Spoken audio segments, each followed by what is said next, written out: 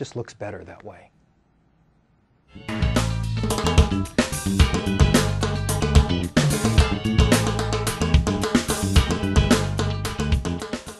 Next, we're going to be installing the video card. Today we've got NVIDIA's 8800 GT from EVGA. And we're going to be installing it in our PCIe slot, which is right here. If you're not sure which slot the motherboard should go in, check the manual. This is our PCI Express slot, and this is our lovely video card. We're just going to drop it in just like, almost like so. There we go. It's in, nice and firm. Now when you want to remove it, all you have to do is touch this little latch right here, and that card should slide right out.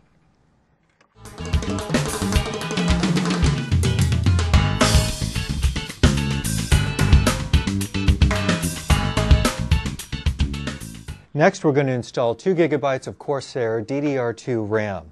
Now, you'll notice there are 4 RAM slots here on a motherboard. Can you just put them in any slot? No, you can't.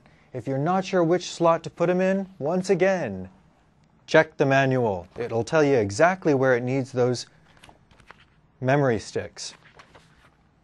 In this case, we're going to put them in the 2 blue slots right here.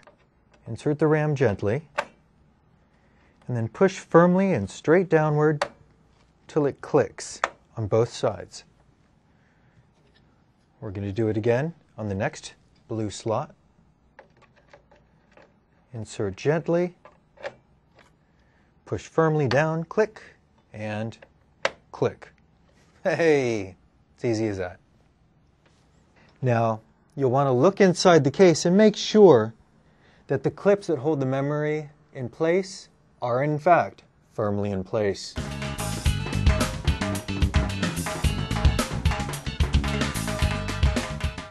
Now it's time to put in our hard drive.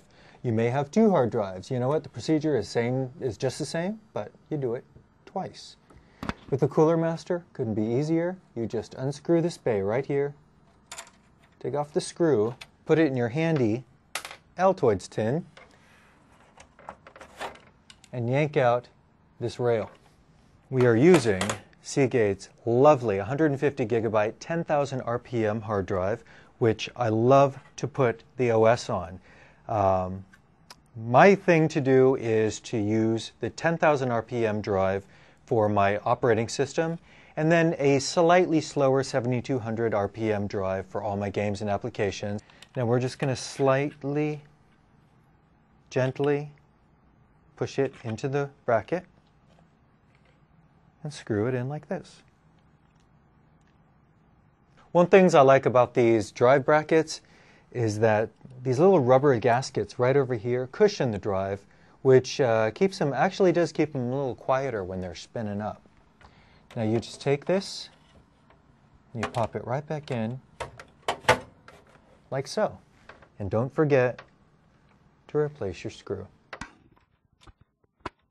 Now that we've installed the hard drives into our bays, we're going to hook one up, which is the only one we're going to need right now, to our SATA cable, power cable, and to the SATA data cable.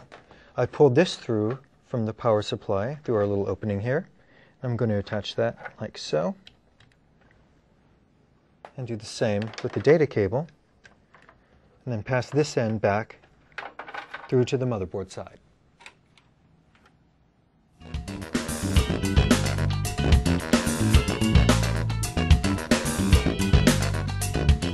Here's the optical drive we put in earlier, which I removed to show you where we're going to be hooking it up with the SATA data cable and the power cable. This is a SATA optical drive, which is a little unusual. Usually you find the ones with the traditional power outlets here. So where you can use an adapter to power the drive, like so. And then add a SATA cable as soon as we've replaced it back into our drive bay. To be honest, if there's one place where you really can skimp, and cut back a few corners on your cache when you're building your own PC, it's the optical drive. I love having cool features like Light Scribe, which burns images and text right onto your optical discs, but all that's just gravy. All you need is something that reads at a minimum of like 16x for DVDs. So you can't really see up into the nether regions of the case here, but I'm going to put an adapter, SATA power adapter, onto this cable and plug it in to our optical drive right here.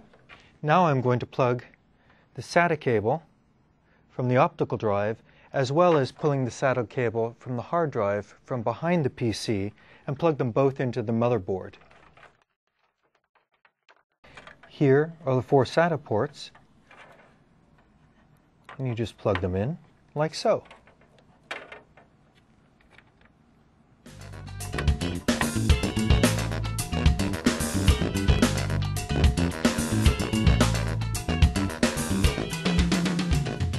Alright, this is the part that I like the least, but it's got to be done. Connecting the wires of your case to your motherboard headers. Stuff like power on, reset, that kind of thing. Hard disk drive light. So you're going to want to take these and sort of wire them through the case like so. Now these are other cables for the top-mounted doodads up here, stuff like USB ports, an eSATA port, which nobody's using these days, FireWire port. These need to be connected to the motherboard as well, except for the eSATA port, because we're not really using that. So we'll tuck that away and deal with that later. So again, I'm going to push all these through so we can get at them from the other side. These are the front panel connectors to your case. I hate them. Why do I hate them? Because one wire on each pair does one thing and another wire does something else. And the only way to know which wire does what and where it goes on this little assembly of connectors is by, you guessed it, reading your manual. You actually have to look it up to know which orientation to place each pair of wires onto these pins. This way or that way. This way or that way. Again, the only way to figure it out is by reading your manuals. So give me a few minutes and I'm going to get these all hooked up.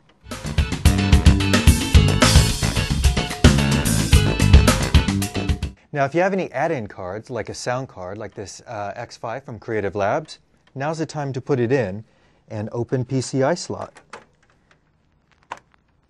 Again, just like a video card, insert it straight down, firmly and gently.